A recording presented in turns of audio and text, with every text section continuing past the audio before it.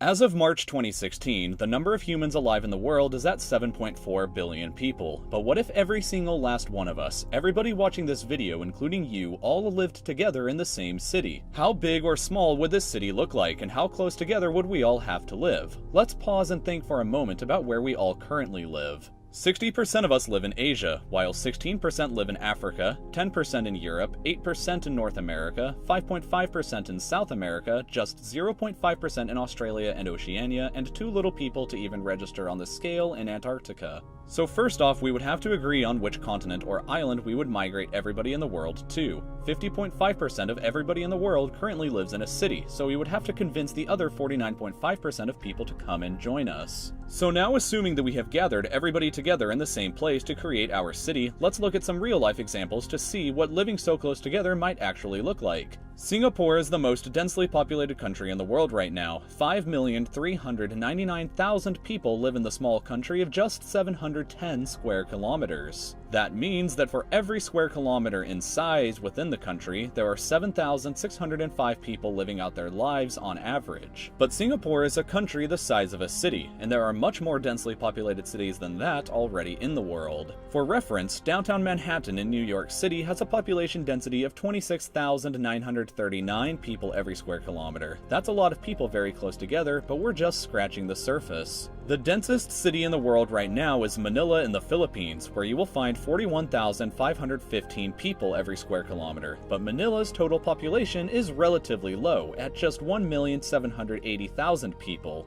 The density of people is just so high because they all live together in such a small space. The biggest concentration of people in one place anywhere in the world can be found here in Japan, the Tokyo metro area, home to 36,923,000 people. To put into perspective just how enormous Tokyo is, I'm going to show you two examples to illustrate the point. First, this is an image of the United Kingdom with the area of the Greater London Metro highlighted in red. And if you think that looks big, this is the Greater Tokyo metro area highlighted in blue. It's truly gargantuan, but on to the second example. This is an image taken of downtown Tokyo, but if we zoomed out further to here, then the exact location of downtown grows much harder to find.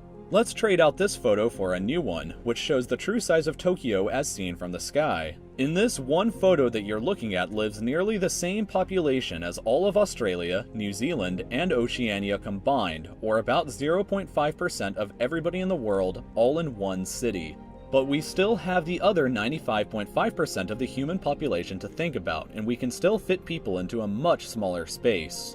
Right now in 2016, the highest concentration of people living in a smaller place than a city is probably within the city of Mumbai, India. Located within the city is a slum called Dharavi, which is an area just 2.17 square kilometers in size. If we think about that size and compare it to Central Park in New York City, the Dharavi slum would only take up 64% of the same size, or not even 2/3 of the area. And living in that cramped, tiny space are anywhere between 700,000 to 1 million people. Averaging out those numbers, we get 391,705 people every square kilometer. Now, this number here is the highest number of people in the world today that live in a square kilometer. As recently as the 1980s, however, there was a place that was somehow even more frighteningly claustrophobic. The most densely populated place known in history was the Kowloon Walled City, which was located here in Hong Kong. To get some kind of idea of what we're going to be talking about, this image is an aerial view of the city from 1987.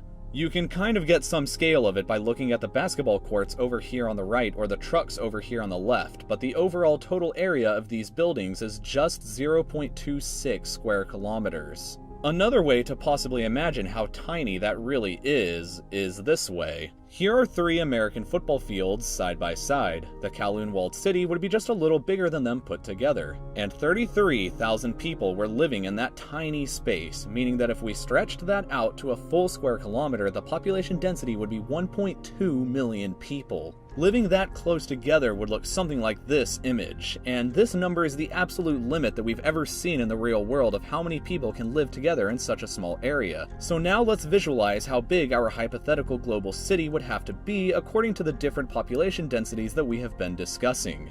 First, let's imagine something a little comfortable. Let's take the city of New Orleans in Louisiana, whose population density is about 784 people per square kilometer. On that scale, our global city would be about the same size as roughly the continental United States. If we moved on to the density of, say, Austin, Texas, we would be looking at a city that is about the size of Australia, with room left to spare. But we want to get even smaller than that, so we're going to try fitting everybody into the same density as Chicago next. On that scale, our city would be about the same size as Iran, but let's get even smaller. At the density of Singapore, we could fit the entire human race into just the states of Texas, Oklahoma, and Louisiana, already considerably smaller than at the New Orleans density. But we're going to keep on getting even smaller. At the density of Manhattan, we would be looking at a city about the size of Ecuador here in South America, and if we had a city with the same density we see in Manila, then everybody in the world would fit inside the US state of Missouri. But to get even more frightening and claustrophobic, our global city with the same density seen within the Dharavi slum in Mumbai would be about the same size of New Jersey.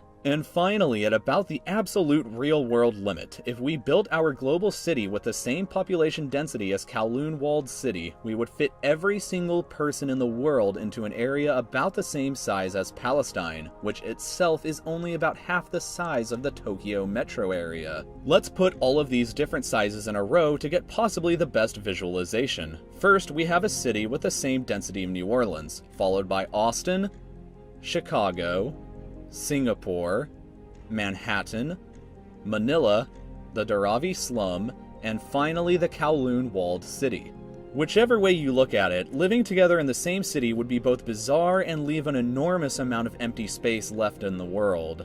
I hope that you enjoyed watching this video, and if you did and want to stay updated with videos just like this in the future, I hope that you will consider subscribing to my channel by clicking here and liking this video. You can check out some other videos I've made over here on the left if you're interested in additional content, and feel free to join the discussion about this video in the comments below. As always everybody, thank you so much for watching, and we'll see you all again in 2 more weeks.